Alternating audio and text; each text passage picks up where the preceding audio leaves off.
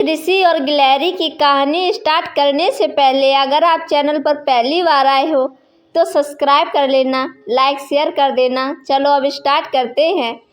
एक ऋषि घने जंगल में निवास कर रहे थे। वह तपस्या करके अनगिनत विद्याओं का अध्ययन कर बड़े ज्ञानी हो गए थे। एक दिन ध्यान और तप के बाद जब उन्होंने अपनी आंखें खोली तो उनके हाथों में आसमान से एक गिलहरी गिरी। गिलहरी का बहुत ही बुरा हाल था क्योंकि वह चील के पंखों से छूकर ऋषि के हाथों में गिरी थी। गिलहरी डर से कांप रही थी, लेकिन ऋषि के दिल में उसके प्रति दया आ गई। उन्होंने सोचा, क्यों ना मैं गिलहरी को अपनी विद्या से एक बेटी के रूप में बदल दूं। मेरी पत्नी बच्चों की तमन्ना कर रही है, लेकिन हमारी कोई संतान नहीं है, इसीलिए मैं इस गिलहरी को बेटी बनाकर प्रसन्न कर दूं। सोचते ही ऋषि ने एक विशेष मंत्र का उच्चारण किया और गिलहरी को एक सुंदर बच्ची में बदल दिया। वह बच्ची जब ऋषि की गोद में थी और ऋषि ने अपनी पत्नी के पास जाकर कहा, इसे हमारी बेटी मान लो, यह तुम्हारी प्रार्थनाओं को पूरा करेगी। ऋषि की पत्नी ने खुशी खुशी बच्ची को अपनी बेटी मान लिया।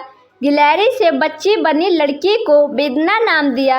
ऋषि और उनकी पत्नी ने वेदना को प्यार से पाला और उसे अच्छी शिक्षा दी।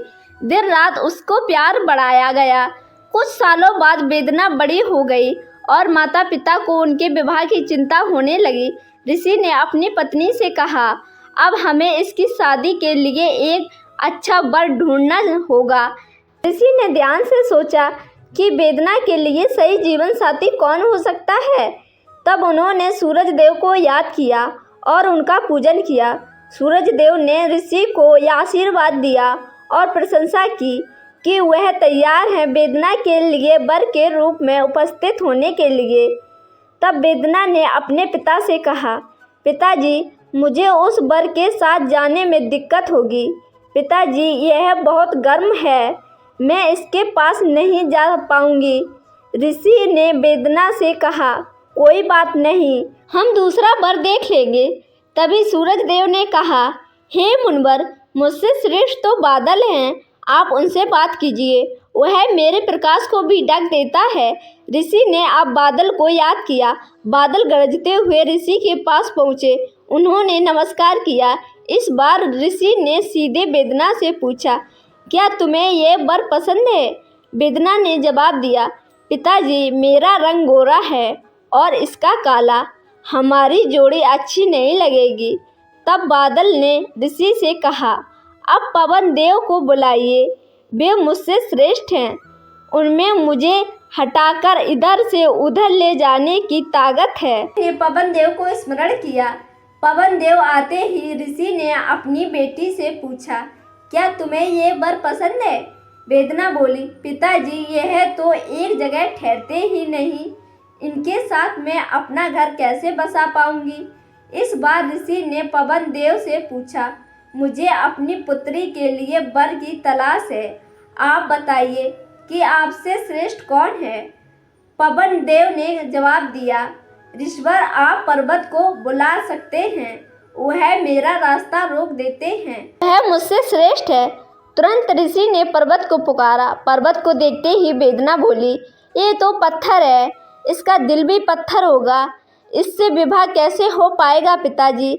ऋषि ने हाथ जोड़कर पर्वत देव से पूछा, आपसे श्रेष्ठ कौन है? पर्वत राज ने जवाब दिया, हे ऋषवर, चूहा मुझ में छेद कर देता है, इस वजह से वह मुझसे श्रेष्ठ है। इतना कहते ही पर्वत देव के कान से चूहा नीचे उतरा। वेदना ने जैसे ही चूहे को देखा, वह खुशी के मारे उछल पड़ी। उसने कहा, पिताजी, इसे ही मेरा वर बनाना चाहिए, मुझे ये पसंद है, इसकी पूंछ कान सब कुछ कितना प्यारा है।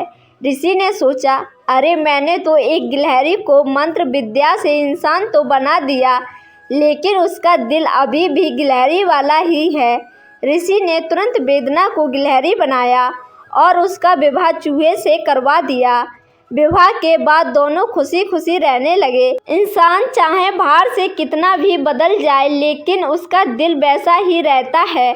अगर मेरी स्टोरी आपको पसंद आई है तो लाइक शेयर सब्सक्राइब करना।